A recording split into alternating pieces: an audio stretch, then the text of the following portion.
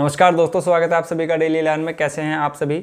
आज हमारा test series का क्रम रहेगा 16। इससे पहले 15 सेशन आ चुके हैं, उनका लिंक आपको डिस्क्रिप्शन में मिल जाएगा। आप चैनल पर जाकर भी उनको देख सकते हैं। दोस्तों, अगर आप आगामी उत्तराखंड पुलिस कांस्टेबल, पटवारी, लेखपाल, फॉरेस्ट गार्ड, वन आरक्षी सभी परीक्षाओं में बैठने वाले हैं या किसी भी परीक्षा में उत्तराखंड से संबंधित बैठने वाले हैं तो यह टेस्ट सीरीज आपके लिए रामबाण या ब्रह्मास्त्र सिद्ध होगी। दोस्तों, सभी क्वेश्चन विगत परीक्षाओं में पूछे जा चुके हैं, सभी क्वेश्चन इंपॉर्टेंट है। विभाग जो हमारा है वह क्वेश्चन रिपीट करता है। दोस्तों, इसी परिप्रेक्ष्य में है हमारा सेशन बहुत ही महत्वपूर्ण रहेगा। दोस्तों, हमारे जो नए छात्र हैं मैं उनको बता दूं, इस टेस्ट सीरीज में दोस्तों 25 क्वेश्चन रहेंगे, 10 उत्तराखंड से, 10 जीके से, 5 हिंदी से। अंत में आप मुझे कमेंट बॉक्स में बताएंगे आपने कितने अंक अर्जित किए। दोस्तों, शुरू करते हैं दोस्तों बिना किसी देरी के, क्योंकि आप सभी जानते हैं समय ही सब कुछ है। दोस्तों, पहला क्वेश्चन दोस्तों, थारू जनजाति में सगाई की रस्म को क्या कहते हैं।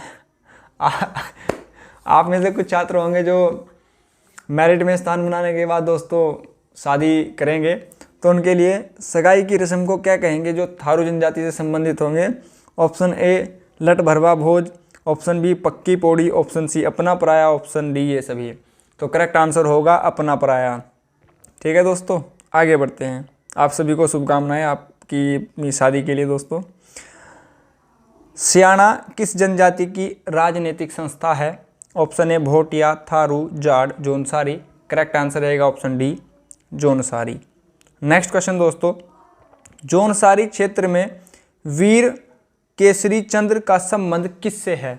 ऑप्शन ए भारत छोड़ो आंदोलन, सविनय अवज्ञा आंदोलन, आज़ाद हिंद फौज, स्वराज पार्टी।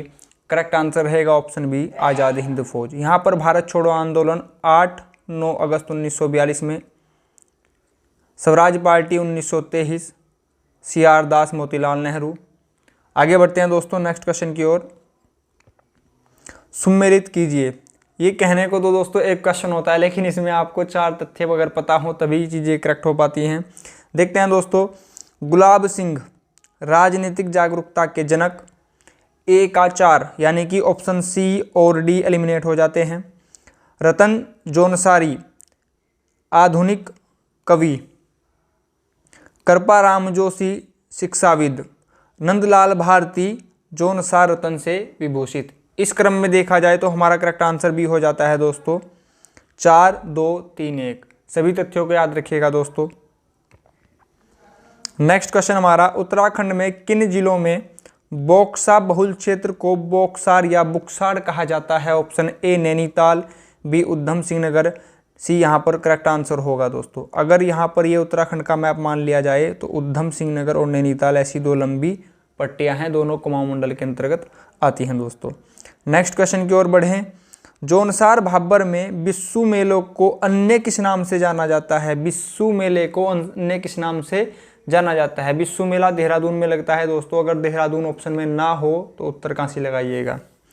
ऑप्शन ए जनियात, यनियात, गनियात, पनियात। करेक्ट आंसर रहेगा दोस्तों गनियात, ऑप्शन सी। नेक्स्ट क्वेश्चन की ओर, निम्नलिखित में से कौन सा मेला जौनसारी अनुसूचित जनजाति से संबंधित है। महिला कांस्टेबल 2003 में क्वेश्चन पूछा जा चुका है, तो हम ऐसा अनुमान लगा सकते हैं कि यह आपको दिसंबर में जो उत्तराखंड पुलिस कांस्टेबल की परीक्षा होने वाली है शायद वहां उपस्थित हो। नंदा देवी मेला, मनसा देवी मेला, महासू देवता मेला।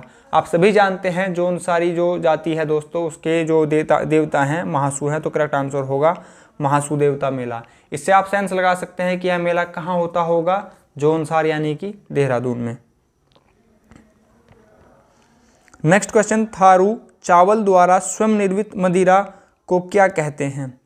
ऑप्शन ए जाड़, रसीर, सूरा, इनमें से कोई नहीं। करेक्ट आंसर होगा जाड़। थारू द्वारा जो मदिरा शराब बनाई जाती है चावल से, उसको जाड़ कहा जाता है। चावल कैसी फसल है दोस्तों, रबी या खरीफ। तो यहाँ पर देखिए चावल में 3 शब्द लिखे हैं दोस्तों, चवल। तो 3 शब्द किस में होते हैं, खरफ, खरीफ में। ठीक है, ऐसे ही गेहूं में 2 अक्षर होते हैं और रबी में भी 2 अक्षर होते हैं। जो फसल छोटी हो, छोटा नाम हो, वो रबी में जाती है ज़्यादातर, और जो बड़ा नाम हो वो खरीफ में जाता है। अपवाद हमेशा होंगे दोस्तों, उनको भी याद रखिएगा।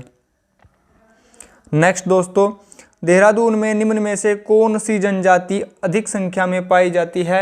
PCS pre 2003। Option A Bhotia, Buksa, Jaunsari, Tharu. Correct answer रहेगा जौनसारी।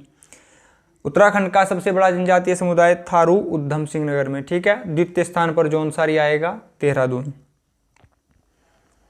नेक्स्ट क्वेश्चन दोस्तों, उत्तराखंड का सबसे बड़ा जनजातीय समुदाय कौन सा है? अभी मैंने आपसे बताया दोस्तों, ऑप्शन ए थारू, यह उधम सिंह नगर में होगा। द्वितीय स्थान पर जौनसार आएगा।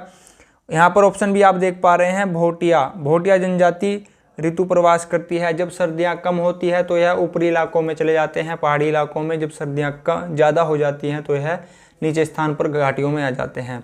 भोटिया में ऋतु प्रवास किया जाता है। भोटिया पोना नृत्य करते हैं। इन चीज़ों को याद रखिएगा। 5 क्वेश्चन हमारे रहेंगे दोस्तों हिंदी से। आप मुझे बताइएगा उत्तराखंड में आपने कितने अंक अर्जित किए। कुछ छात्र होंगे जिन्होंने 10 में से 10 अंक अर्जित किए होंगे, तो अवश्य बताइएगा।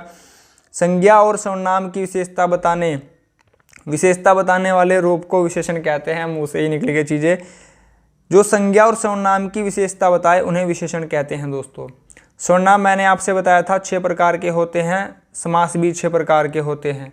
विशेषण 4 प्रकार के होते हैं। अव्यय 4 प्रकार के होते हैं। वाच्य 3 प्रकार के होते हैं। कारक 8 प्रकार के होते हैं। आगे बढ़ते हैं दोस्तों। मधुबन की छाती को देखो, सूखी कितनी इसकी कलियां। यहाँ पर एक शब्द से अनेक अर्थ चिपके हुए हैं दोस्तों। मैंने आपसे बताया था जहाँ पर एक अर्थ से अनेक अर्थ चिपके हों, करेक्ट आंसर हो जाएगा श्लेष। श्लेष का अर्थ ही होता है चिपकना। क्वेश्चन ये भी आ चुका है कि किस अलंकार का अर्थ चिपकना होता है, याद रखिएगा। आगे बढ़ते हैं नेक्स्ट क्वेश्चन की ओर। राजकुमार, पुस्तकालय तथा ध्यान में मगन कौन सा समास है? राजकुमार यानी कि राजा का कुमार, पुस्तकालय पुस्तक के लिए आल्य, ध्यान में मगन। करेक्ट आंसर हो जाएगा तत्पुरुष समास। समास मैंने आपसे बताया 6 प्रकार के होते हैं। क्रमधारीय समास में विशेषता बताई जाती है, जैसे काली मिर्च। मिर्च कैसी है? काली। बहुव्रीहि समास में सिंपल सी बात है, कोई तीसरा ही अर्थ निकलता है दोस्तों, जैसे पीताम्बर, भगवान कृष्ण जिनके अंबर वस्त्र पीले हों। ठीक है, आगे बढ़ते हैं दोस्तों। द्विगु समास में संख्या होती है। द्वंद्व समास में एक छोटा सा डैश लगा होता है, छोटा सा डैश लगा होगा। ठीक है दोस्तों, आगे बढ़ते हैं। नेक्स्ट क्वेश्चन हमारा, दूर की बात सोचने वाले के लिए एक शब्द है। टेलीस्कोप तो नहीं होगा दोस्तों, ये तो दूर की वस्तु दिखाता है। अनंत। यहाँ पर लिखा है दूर की बात सोचने वाला, यानी कि दूर सोची। आपको कंफ्यूज करने के लिए दिया गया था। करेक्ट आंसर होगा दूरदर्शी। ठीक है दोस्तों, आगे बढ़ते हैं। हमारा हिंदी से लास्ट क्वेश्चन। शुद्ध अशुद्ध को अंडरलाइन कीजिए, गलती नहीं होगी। अशुद्ध वाक्य का चयन कीजिए। रमेश और सुरेश जा रहे हैं, कौन सा वाक्य है? और आ गया, यानी कि संयुक्त वाक्य है। नेक्स्ट, हम और तुम इस पर विचार करेंगे, संयुक्त वाक्य है दोस्तों, और आ गया। हम, तुम और कंचन रात घूमती तो कोई शब्द नहीं होगा, घूमे थे होता तो कुछ होता भी दोस्तों। करेक्ट आंसर हो जाएगा सीसी। यहाँ पर वर्तनी अशुद्ध है दोस्तों। ठीक है, आगे बढ़ते हैं। सीमा कल बनारस जाएगी, यह कौन सा वाक्य होगा? यह होगा सरल वाक्य। आगे बढ़ते हैं दोस्तों। 10 क्वेश्चन हमारे यहाँ से हिंदी से जीके से रहेंगे दोस्तों। हिंदी में आप बताइएगा आपने कितने अंक अर्जित किए। बायोगैस का मुख्य घटक है, कौन सा है? Methane, hydrogen, argon, oxygen. Correct answer होगा मीथेन। मीथेन बोला जाता है CH4 को। मीथेन और कहाँ से मिलती है? धान के खेत से।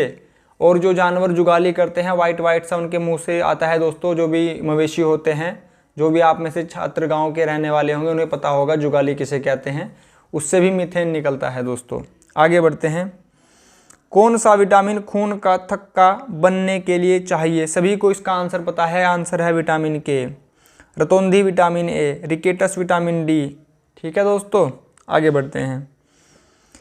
विश्व कविता दिवस कब मनाया जाता है? ऑप्शन ए 21 मार्च, 22 मार्च, 31 मार्च। करेक्ट आंसर होगा कविता दिवस 21 मार्च को। ठीक है दोस्तों, आगे बढ़ते हैं। इलेक्ट्रॉनिक बल्ब का फिलामेंट किसका बना होता है? जो बल्ब होते हैं उनमें जो एक तंतु होता है वह तार किसका बना होता है? ऑप्शन ए सोने का। सोना तो नहीं होगा दोस्तों, बहुत ही महंगा है। चांदी का भी नहीं होगा। करेक्ट आंसर होगा टंगस्टन। ठीक है दोस्तों, सबसे कठोर धातु टंगस्टन, उसके बाद आता है लोहा। एल्युमिनियम, बॉक्साइट का अयस्क एल्युमिनियम होता है दोस्तों। ठीक है, आगे बढ़ते हैं। कालसी का शिलालेख संबंधित है, किससे संबंधित है? ऑप्शन ए अकबर से, स्वामी विवेकानंद, दयानंद या फिर सम्राट अशोक से? करेक्ट आंसर होगा सम्राट अशोक से। कालसी का शिलालेख 257 ईसा पूर्व। ठीक है दोस्तों, यमुना और टोंस नदी के संगम पर स्थित कालसिया, वहां से मिला है कालसी यानी कि देहरादून। यहाँ पर लिखा है स्वामी विवेकानंद। स्वामी विवेकानंद का नाम क्या था? नरेंद्र नाथ दत्त। दिल्ली हेड कांस्टेबल की परीक्षा में, यह अभी हाल ही में जो परीक्षा हुई उसमें क्वेश्चन पूछा गया था। स्वामी दयानंद सरस्वती ने आर्य समाज की स्थापना की थी। कब की थी दोस्तों? 1875 में। अगर मैं यहाँ 2 साल पहले चलूँ, 1873 में क्या हुआ था? सत्यशोधक समाज की स्थापना ज्योतिबा फुले ने। ठीक है दोस्तों, आगे बढ़ते हैं। एक पंखे में सदैव होते हैं। रीजनिंग से यहाँ पर क्वेश्चन लिए गए हैं दोस्तों, क्योंकि रीजनिंग से भी क्वेश्चन आएंगे आपकी परीक्षा में। एक पंखे में सदैव क्या होता है दोस्तों? 5 सेकंड सोचिए और बताइए आंसर क्या हो सकता है। स्विच, ब्लेड, तार, रेगुलेटर। करेक्ट आंसर होगा ब्लेड। जो हवा देते हैं पंखे में सदैव ब्लेड उपस्थित होते हैं दोस्तों। नेक्स्ट क्वेश्चन अगेन हमारा रीजनिंग से। एक कैमरे में सदैव होता है। कैमरे में क्या होता है? सोचकर बताइए, 5 सेकंड लीजिए दोस्तों। कैमरे में लेंस होता है, रील होती है, फ्लैश होता है या फिर फोटो होता है? कैमरे में सदैव लेंस होता है दोस्तों। आगे बढ़ते हैं। लेंस से क्वेश्चन आता है, जो डेंटिस्ट होते हैं, दांतों के डॉक्टर होते हैं, उनके पास कौन सा लेंस होता है? तो कॉनकेव लेंस होता है। हिंदी माध्यम के लिए अवतल। जो गाड़ियां होती है, वाहन होती है, उनमें जो साइड मिरर होता है उसमें कौन सा शीशा होता है? तो उत्तल। इंग्लिश माध्यम के लिए कॉन्वेक्स। ठीक है दोस्तों, आगे बढ़ते हैं। एक क्रिकेट में सदैव होता है। क्रिकेट में सदैव क्या होता है दोस्तों? स्टंप, पिच, बैट या फिर दस्ताना? करेक्ट आंसर होगा बैट। बैट होना तो अनिवार्य है। आगे बढ़ते हैं दोस्तों। नेक्स्ट क्वेश्चन, यदि आपको अक्सर दस्तावेज बनाने, संपादित करने और प्रिंट करने की आवश्यकता होती है तो निम्न में से किस प्रकार का सॉफ्टवेयर का प्रयोग करेंगे दोस्तों? ऑप्शन ए आपके पास spreadsheet, option B desktop publishing, option C Unix, option D word processing. Correct answer होगा यहाँ पर option D is correct here. Option D word processing में ही आप दोस्तों क्या करेंगे? दस्तावेज बना सकते हैं, प्रिंट कर सकते हैं और उन्हें संपादित करने का कार्य कर सकते हैं। नेक्स्ट क्वेश्चन हमारा यहाँ पर रहेगा, इतिहास से भारत पर मोहम्मद गौरी ने आक्रमण के समय दिल्ली का शासक कौन था? ऑप्शन ए जयचंद, भीम 2, पृथ्वीराज चौहान, तृतीय विद्याधर। करेक्ट आंसर होगा, आप सभी छात्र जानते होंगे, त्राइन का प्रथम युद्ध कब हुआ था? 1191 में मोहम्मद गौरी और पृथ्वीराज चौहान के बीच में हुआ था। यहाँ पर पृथ्वीराज चौहान जी विजय हुए थे, मोहम्मद गौरी की हार हुई थी। अगले ही साल 1192 में युद्ध दोबारा होता है मोहम्मद गौरी और पृथ्वीराज चौहान जी के बीच में। इस बार पृथ्वीराज चौहान जी हार जाते हैं और मोहम्मद गौरी की विजय होती है। इसके 2 साल बाद यानी कि 1194 में चंदागुर का युद्ध होगा दोस्तों, मोहम्मद गौरी और जयचंद के बीच में।